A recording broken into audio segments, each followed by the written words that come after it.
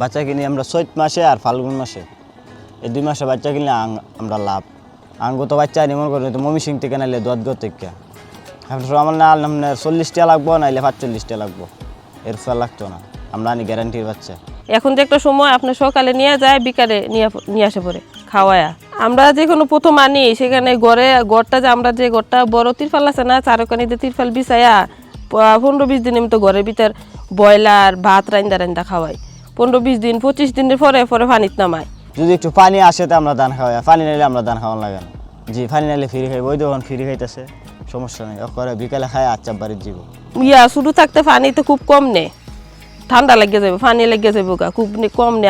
1 মাস 1.5 মাস পর থেকে কন্টিনিউ পানি থাকে। এখন যে সময়টা পানি ছাড়া আশ রাখা হয়ে যেত না।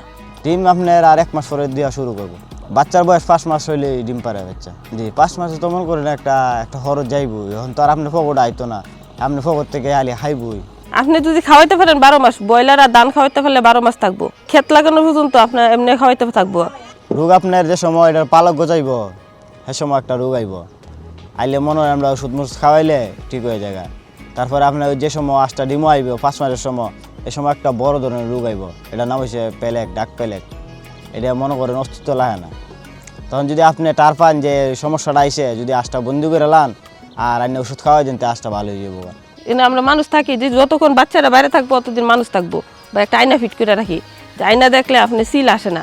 1 সপ্তাহ পরে পরে আপনার প্রায় ডিম হয়ে জায়গা, যদি 200-300 দেয় না, 300 ডিম দিলে সপ্তাহে পরে 3000-এর মতো হয় পরে।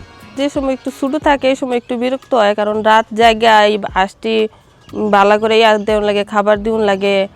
যদি একসাথে হয়ে যায় তো এটিরে বারবার ধাওয়াই দিউন লাগে, একসাথে হলে একটা তলে পড়লে মারা যায়, এটুকু বিরক্ত। আর আস্তে আস্তে বড় হয়ে গেলে কোনো বিরক্ত নেই আল্লাহ দিলে।